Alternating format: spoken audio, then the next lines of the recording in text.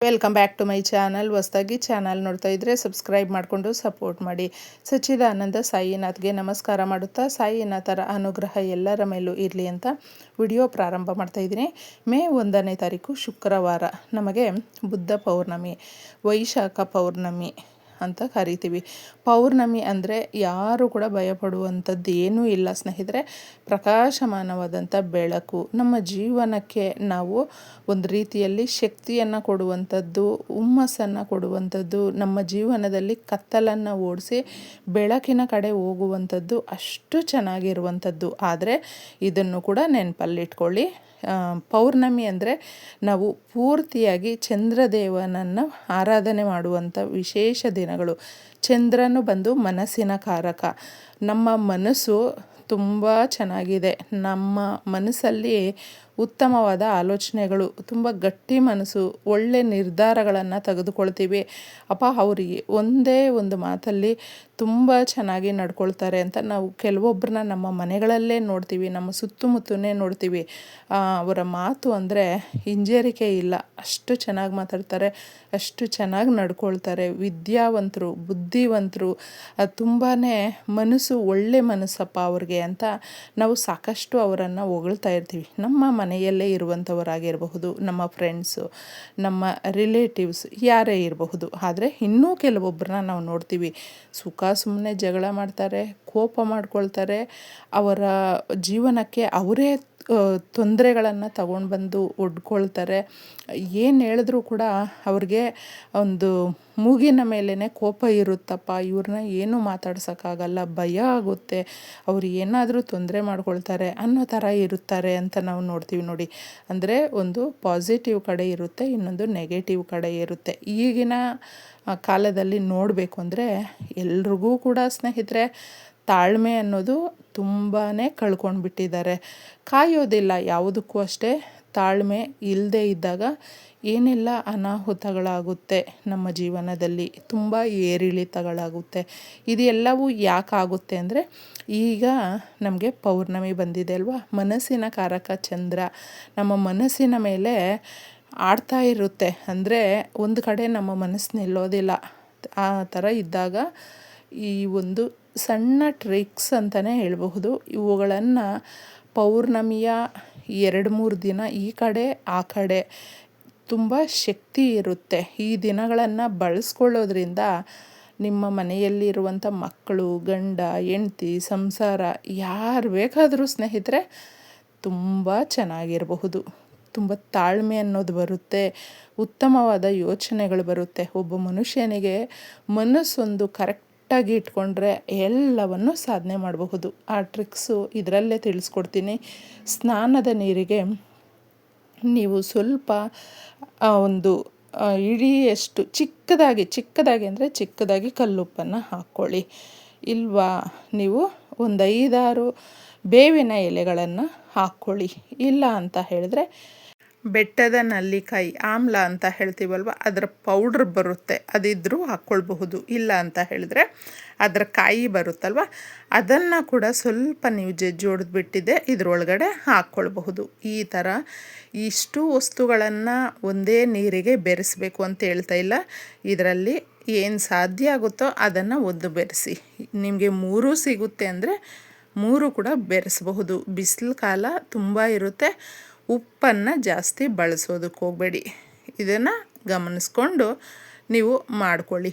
ಏನಕ್ಕೆ ಇದನ್ನು ಮಾಡ್ತೀವಿ ಅಂದರೆ ನಮ್ಮ ದೇಹ ಕೂಡ ತುಂಬ ಶಕ್ತಿದಾಯಕವಾಗಿರುತ್ತೆ, ಉತ್ತಮವಾಗಿರುತ್ತೆ, ದರಿದ್ರವನ್ನು ಓಡಿಸುತ್ತೆ, ನಮ್ಮ ಮನೆಯಲ್ಲಿ ಇರುವಂಥ ಬಡತನವನ್ನು ಓಡಿಸುತ್ತೆ. ನಮಗೆ ದುರದೃಷ್ಟ ಅಂತ ಯಾರು ಅಂದ್ಕೊಳ್ತಾ ಇರ್ತಾರೆ, ದುರದೃಷ್ಟ ಹೋಗಿ ಅದೃಷ್ಟ ಅನ್ನೋದು ಬರುತ್ತೆ. ಈಗಿನ ಒಂದು ಈ ಸ್ನಾನದ ನೀರು ಅನ್ನುವಂಥದ್ದು ನಮಗೆ ಎಲ್ರಿಗೂ ಕೂಡ ನದಿ ಸ್ನಾನ ಸಿಗೋದಿಲ್ಲ. ಅದಕ್ಕೋಸ್ಕರ ನದಿ ಸ್ನಾನ ಮಾಡಿದ ಪುಣ್ಯ ಫಲ ಸಿಗಬೇಕು ಅಂತ ಹೇಳಿದ್ರೆ ಇದನ್ನು ಮಾಡಿಕೊಂಡ್ರೆ ಎಷ್ಟೋ ಜನ್ಮಗಳ, ಎಷ್ಟೋ ವರ್ಷಗಳ ನಮಗೆ ಗೊತ್ತಿಲ್ಲದೋ ಏನೋ ಪಾಪಕರ್ಮಗಳು ಇದ್ದರೂ ಕೂಡ ಅದನ್ನು ನಾವು ತೊಳ್ಕೊಳ್ಬಹುದು. ಇಷ್ಟು ಮಾಡ್ಕೊಳ್ಳಿ. ಸ್ನಾನದ ನೀರಿಗೆ ಇವುಗಳನ್ನು ಬೆರೆಸ್ಕೊಂಡು ಸ್ನಾನ ಮಾಡೋದ್ರಿಂದ ಏನು ಕೆಲಸಗಳಾಗಬೇಕು ನೋಡಿ ಅವುಗಳು ಸರಾಗವಾಗಿ ಆಗುತ್ತೆ. ವರ್ಷ ಪೂರ್ತಿ ನಾವು ನೆಮ್ಮದಿಯಾಗಿ ಇರಬಹುದು ಸ್ನೇಹಿತರೆ. ಇದನ್ನಾದಮೇಲೆ ನೀವು ಎಷ್ಟೋ ಜನ ಸಾಲ ಮಾಡ್ಕೊಂಡಿರ್ತಾರೆ, ಮನೆ ಕಟ್ಟೋದಕ್ಕಾಗಿರಬಹುದು ಅಥವಾ ಮನೆ ಕಟ್ಟಬೇಕು ಅಂತ ಆಸೆ ಇರುವಂಥವರು, ಚಿನ್ನ ತಗೊಳ್ಬೇಕು ಅನ್ನುವಂಥವರು, ಗುರುಬಲ ಯಾರಿಗಿರುತ್ತೋ, ಶುಕ್ರಬಲ ಯಾರಿಗಿರುತ್ತೋ ಅವರು ಎಷ್ಟು ಚೆನ್ನಾಗಿರ್ತಾರೆ ಅಂದರೆ, ಬೆಳ್ಳಿ ಬಂಗಾರ ಇಷ್ಟಪಡುವಂಥ ಬಟ್ಟೆಗಳು, ಒಂಥರ ವೈಭೋಗದ ಜೀವನ ಅಂತ ಹೇಳ್ತೀವಿ ನೋಡಿ, ಆ ಥರ ಅವ್ರಿಗೆ ಅದೃಷ್ಟ ಅನ್ನೋದು ಒಲಿದು ಬರುತ್ತೆ. ಅಷ್ಟು ಚೆನ್ನಾಗಿರುವಂಥದ್ದು. ಒಂದು ನೀವು ಚೆನ್ನಾಗಿರುವಂಥ ದಾಸವಾಳದ ಎಲೆಯನ್ನು ತಗೊಂಡು ಸ್ವಲ್ಪ ಸಕ್ಕರೆಯನ್ನು ಹಾಕ್ಕೊಳ್ಳಿ. ಸಕ್ಕರೆ ಶುಕ್ರಕಾರಕ, ಅದಕ್ಕೋಸ್ಕರ ಶುಕ್ರನ ಒಂದು ಅನುಗ್ರಹ ಇದ್ದರೆ ಎಲ್ರಿಗೂ ಕೂಡ ತುಂಬಾ ಚೆನ್ನಾಗಿರ್ತಾರೆ ಸ್ನೇಹಿತರೆ. ಎಷ್ಟು ಅಂದರೆ ನಾವು ಹೇಳೋದಕ್ಕಾಗೋದಿಲ್ಲ, ಮಿತಿನೇ ಇರೋದಿಲ್ಲ, ಅಷ್ಟು ಚೆನ್ನಾಗಿರ್ತಾರೆ. ಅದಕ್ಕೆ ಸ್ವಲ್ಪ ನೀವು ಮುಗ್ಗಿರುವಂಥ 2 ಲವಂಗಗಳನ್ನು ಹಾಕ್ಕೊಳ್ಳಿ, ಹಾಗೂ ಏಲಕ್ಕಿಗಳನ್ನು ಸ್ವಲ್ಪ ಹಾಕ್ಕೊಳ್ಳಿ. 2 ನೀವು ಈ ಕಡಲೆಕಾಳನ್ನು ಹಾಕ್ಕೊಳ್ಳಿ, ಸ್ವಲ್ಪ ಅಕ್ಷತೆಯನ್ನು ಹಾಕ್ಕೊಳ್ಬೇಕು. ಈ ವಸ್ತುಗಳು ಎಲ್ಲವೂ ಕೂಡ ನಮಗೆ ಏನನ್ನು ಸೂಚಿಸುತ್ತೆ ಅಂದರೆ, ಶುಕ್ರನ ಅನುಗ್ರಹ ಸಿಗುತ್ತೆ ಹಾಗೂ ಗುರುವಿನ ಅನುಗ್ರಹ ಅನ್ನೋದು ಸಿಗುತ್ತೆ. ಹಣಕಾಸು ನಮಗೊಂದು ಕಡೆ ಸ್ಟ್ರಕ್ ಆಗಿದೆ, ಅದು ಬರಬೇಕು. ಸಾಧಾರಣವಾಗಿ ಎಲ್ರಿಗೂ ಕೂಡ ದುಡ್ಡು ಅನ್ನುವಂಥದ್ದು ಬಹಳ ಇಂಪಾರ್ಟೆಂಟ್. ಪ್ರತಿಯೊಬ್ರಿಗೂ ಎಲ್ಲ ವಸ್ತುಗಳನ್ನು ಕೂಡ ನಾವು ಕೊಂಡುಕೊಳ್ಬೇಕು ಅಂದರೆ ಹಣ ಇರಲೇಬೇಕು. ಒಂದು ಕೆಲಸ ಮಾಡಬೇಕು ಅಂದರು, ಒಂದು ಜಾಗದಿಂದ ಮತ್ತೊಂದು ಕಡೆ ಹೋಗಬೇಕು ಅಂದರು ಅಂದರೆ, ಒಂದು ಸಣ್ಣ ಕೆಲಸದಿಂದ ದೊಡ್ಡ ಕೆಲಸದವರೆಗೂ ಕೂಡ ಅಷ್ಟೇ ದುಡ್ಡು ಅನ್ನುವಂಥದ್ದು ಮುಖ್ಯವಾಗಿರುತ್ತೆ ಜೀವನದಲ್ಲಿ. ನಮಗೆ ಬೆಳಗ್ಗೆ ಎದ್ದಾಗ ಯಾವ ರೀತಿ ದಿನ ಪ್ರಾರಂಭ ಆಗುತ್ತೋ ಅದರ ಜೊತೆ ಹಣ ಅನ್ನುವಂಥದ್ದು ಕೂಡ ಅಷ್ಟೇ ಮುಖ್ಯವಾಗಿರುತ್ತೆ. ಈಗ ನಮಗೆ ಗಾಳಿ, ಬೆಳಕು, ನೀರು ಇದು ಎಲ್ಲವೂ ಎಷ್ಟು ಮುಖ್ಯವೋ ಅಷ್ಟೇ ಮುಖ್ಯ ಇದು ಕೂಡ. ಈ ಥರ ವಸ್ತುಗಳನ್ನು ನೀವು ಈ ಎಲೆಯಲ್ಲಿ ಇಟ್ಟು ಕೇಳ್ಕೊಳ್ಳಿ ಸ್ನೇಹಿತರೆ. ಈ ದಿನ ಓಂ ಚಂದ್ರದೇವಾಯ ನಮಃ ಅಂತ ಕೂಡ ಕೇಳಿಕೊಂಡಿದ್ದೆ. ಈ ಪರಿಹಾರವನ್ನು ದೇವರ ಮನೆಯಲ್ಲಿಟ್ಟು ಕೇಳಿಕೊಂಡು ತದನಂತರ ಮಾರನೇ ದಿನ ಅದನ್ನು ತಗೊಂಡೋಗಿದ್ದೆ. ಎಲ್ಲಾದರೂ ದೇವಸ್ಥಾನದ ಪ್ರಾಂಗಣಗಳಲ್ಲಿ ಅಥವಾ ನಿಮ್ಮ ಕಾಂಪೌಂಡ್ ಮೇಲೆ ಎಲ್ಲಾದರೂ ಇಡಬಹುದು. ಈ ಥರ ಮಾಡ್ಕೊಳ್ಳಿ. ಇನ್ನು ಮುಖ್ಯವಾಗಿ ಪೌರ್ಣಮಿಯ ದಿನ ಸ್ನೇಹಿತರೆ, ಒಂದು ಗಾಜಿನ ಲೋಟದಲ್ಲಿ ಅಥವಾ ಒಂದು ಗಾಜಿನ ವಾಟರ್ ಬಾಟಲ್ ಇರುತ್ತಲ್ವ, ಅದರಲ್ಲಿ ನೀರನ್ನು ತುಂಬಿಸಿಡಬಹುದು.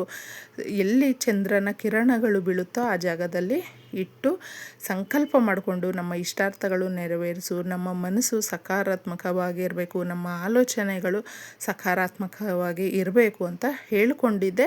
ಆ ನೀರನ್ನು ಪ್ರತಿಯೊಬ್ಬರು ನಿಮ್ಮ ಮನೆಯಲ್ಲಿ ಇರುವಂಥ ಸದಸ್ಯರು ಕುಡೀರಿ. ಹಾಲು ಕುಡಿಯುವ ಅಭ್ಯಾಸ ಇದ್ದರೆ ಹಾಲನ್ನು ಇಟ್ಟು ನೀವು ಒಂದು 1 ಅವರ್ ಬಿಟ್ಟು ತದನಂತರ ಅದನ್ನು ತಗೊಂಡು ಬಂದು ಕುಡಿಬಹುದು. ಮನೆಯ ಸದಸ್ಯರೆಲ್ಲರೂ ಹಾಲು ಕುಡಿಯುವಂಥ ಅಭ್ಯಾಸ ಇದ್ದರೆ ಹಾಲನ್ನು ನೀವು ಇಟ್ಟು 1 ಅವರು ಆ ಥರ ನಿಮ್ಮ ಸಮಯ ನೋಡಿಕೊಂಡು ಕುಡಿಬಹುದು ಮನೆಯವರೆಲ್ಲರೂ ಕೂಡ.